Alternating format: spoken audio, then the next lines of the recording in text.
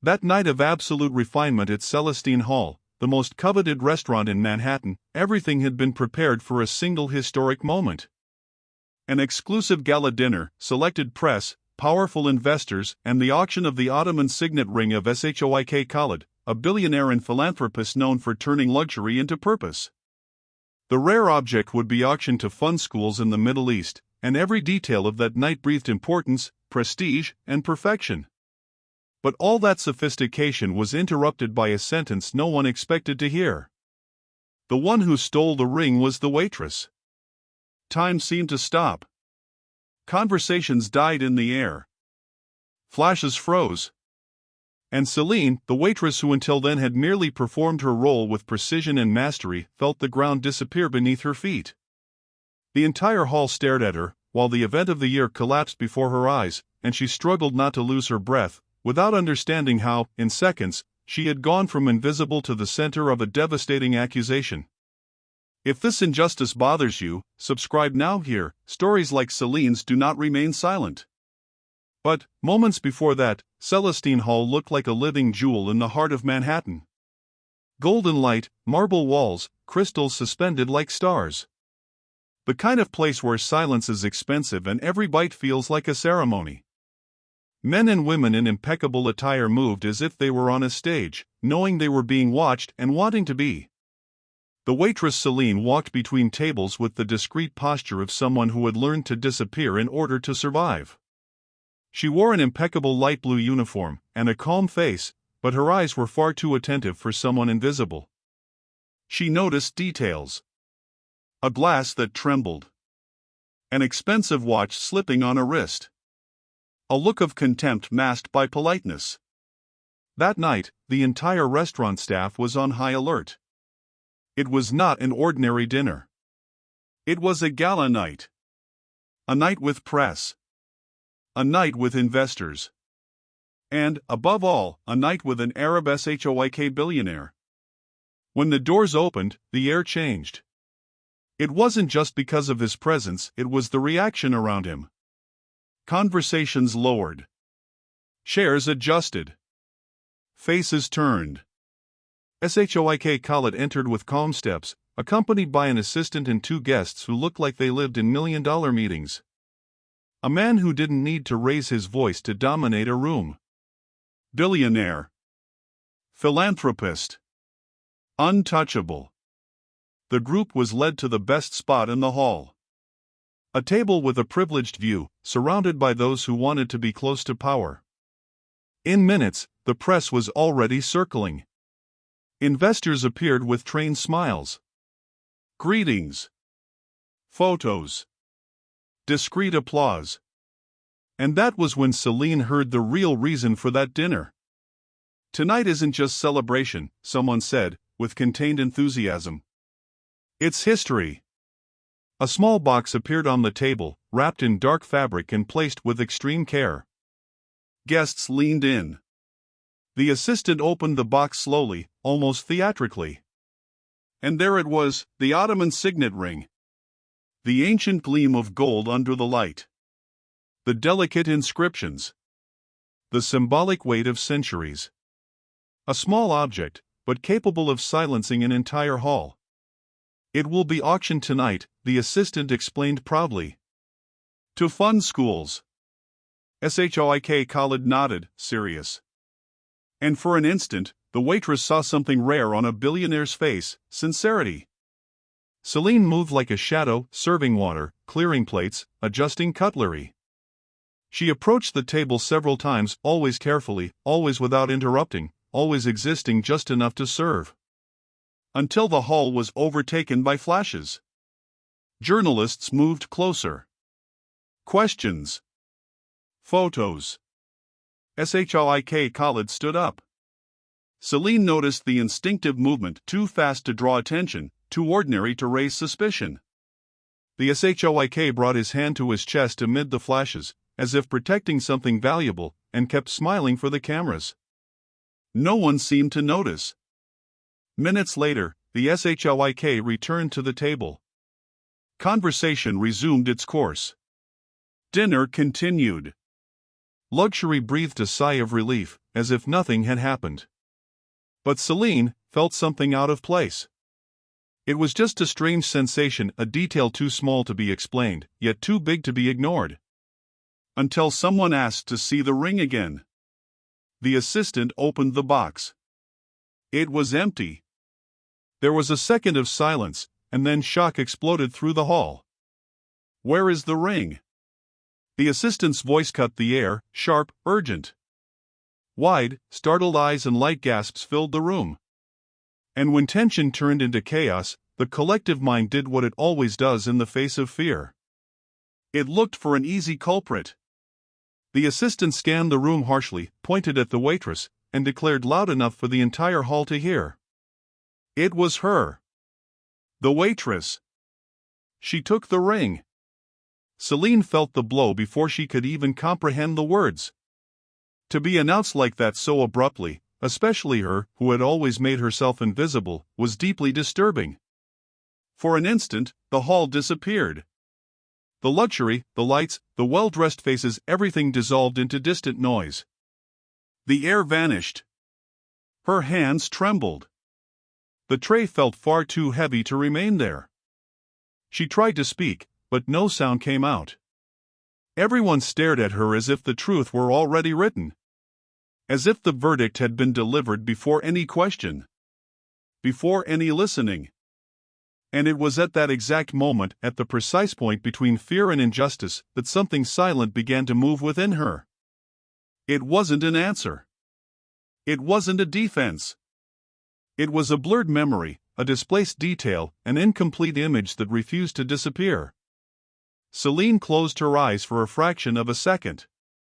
Took a deep breath. And understood that, if she was right, that accusation would not fall only on her. It would fall on everyone who had chosen to judge without looking. The hall remained suspended, unaware that its collective certainty was about to be challenged. Have you ever seen someone judged just for seeming too small to defend themselves? Write truth in the comments and make this story echo beyond this video. The silence that took over the hall did not bring relief. It brought weight. A weight that slowly descended upon Celine, the waitress, as if each passing second increased everyone else's certainty and diminished her right to exist at that table. "Search the area," ordered the assistant, already pacing back and forth. "Close the exits." The manager swallowed hard. "Sir, we need to remain calm," he tried. But calm did not match the presence of Sheikh Khalid that night. The billionaire remained silent, arms rigid, his gaze fixed on some invisible point ahead. The press was already watching and recording everything, hungry for scandal. Investors whispered. Guests discreetly stepped away, as if guilt could be contagious. Celine felt the ground shift beneath her feet. "I was just serving," she finally tried to say, finding her voice at last. "Like I always do." The assistant turned immediately. "Exactly." He shot back. "Circulating. Observing. Free access." The Sheikh then spoke. "Waitress. Celine, is that right?" Reading the name on her badge, "Do you understand the gravity of what is happening?" She nodded, her throat tight. "I do, sir. But I didn't take anything. That ring is not just an object."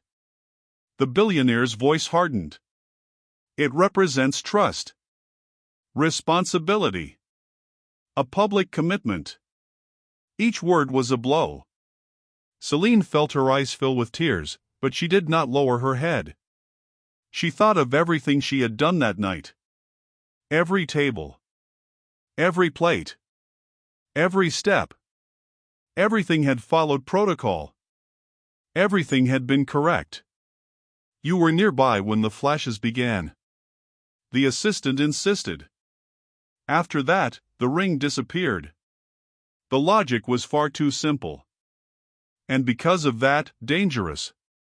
The manager approached again, paler than before. "Sir, if we do not find the object, we will be forced to take more serious measures." The word measures sounded like a sentence. Celine felt her heart race. The pressure was suffocating. The most powerful table in Manhattan against a waitress in a simple uniform. There was no balance. There was no room for doubt. She tried to speak again. "If you let me explain." "You've already explained enough." Someone at the table cut her off. The stares closed in even more. The circle tightened. And Celine realized something far too painful to ignore. In that room, no one was truly interested in the truth. They wanted to solve the problem, fast. And for that, they needed someone disposable. Sheikh Khalid took a deep breath, clearly torn between public pressure and his own image. "We will clarify this now," he finally declared. Celine felt her entire body tremble. But, amid the fear, that strange sensation pulsed inside her again. The incomplete detail. The insistent memory.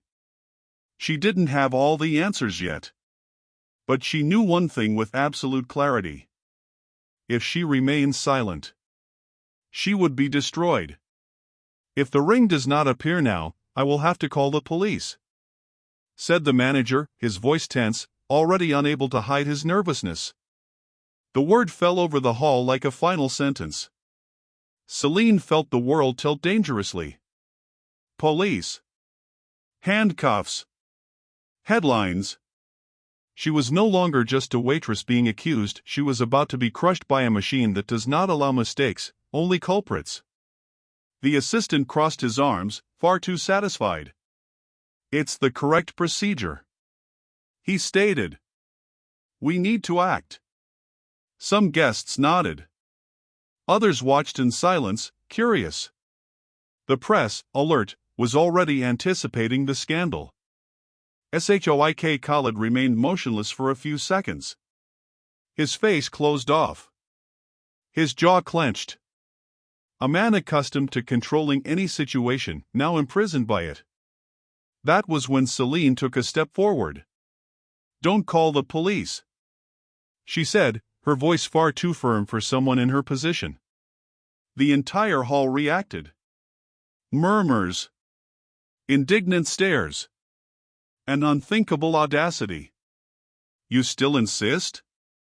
the assistant snapped. Celine took a deep breath. Felt her heart pounding. But, for the first time that night, there was no panic in her eyes. The ring was not stolen, she stated, with absolute clarity. When she said that, a brutal silence fell over the hall. The Sheikh slowly raised his gaze. "Are you sure about what you're saying?" "I am," Celine replied, without hesitation. She did not look at the assistant. She looked directly at Sheikh Khalid. "Because I saw something, when no one was looking," she continued, not at the moment it disappeared, but before. The hall seemed suspended in midair. During the flashes, Celine said, "When you stood up to speak to the journalists." The Sheikh frowned. "You made an instinctive gesture," she explained. "A protective gesture. You brought your hand to your chest, as if trying to guard something precious." Some guests exchanged uneasy looks. "You didn't notice," Celine went on. "But in that quick movement, the ring didn't remain where it should have been." The tension grew. "It never left this room," Celine declared. "It never left." The assistant laughed, nervously. "And where would it be, then?" Celine pointed precisely, without touching. "Inside the inner lining of your robe, caught between the fold and the fabric. Exactly where you tried to protect it." Time froze. Sheikh Khalid brought his hand to the indicated spot. And then, his fingers touched the cold metal. The billionaire's face changed. The hall erupted in murmurs. Celine did not smile. She did not celebrate. She simply maintained her posture. Because, in that instant, the truth did not need applause. It had already spoken loudly enough. Sheikh Khalid remained motionless for a few seconds, the ring now visible in his hand. There was no celebration. There was no applause. Only a heavy silence unlike any other that night. It was the silence of those who realized they were wrong. The assistant looked away. Guests shifted in their chairs. Some lowered their heads. Others pretended to adjust napkins, as if small gestures could erase great injustices. Celine was still there. Standing.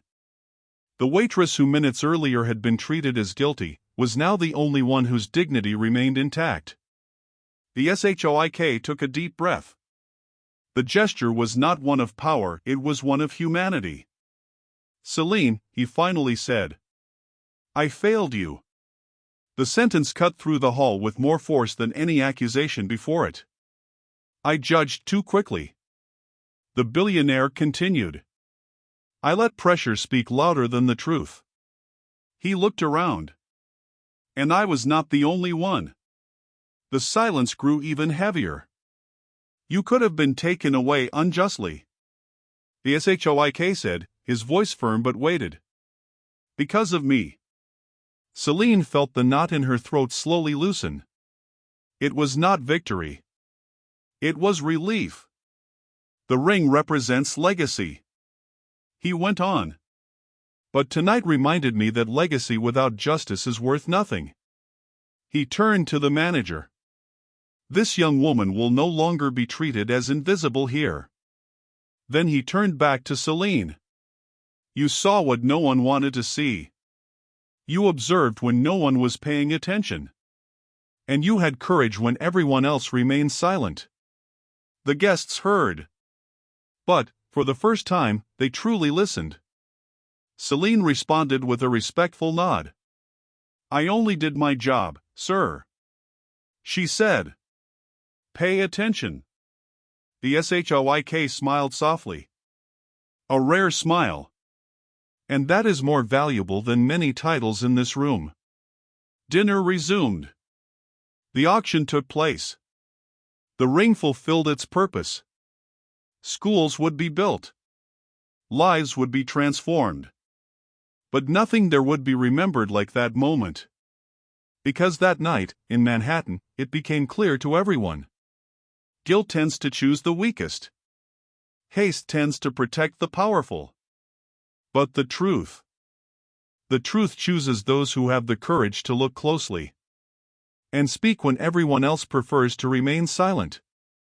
And Celine, the waitress, left the hall not as a suspect, but as living proof that respect is not served on trays, it is earned through character.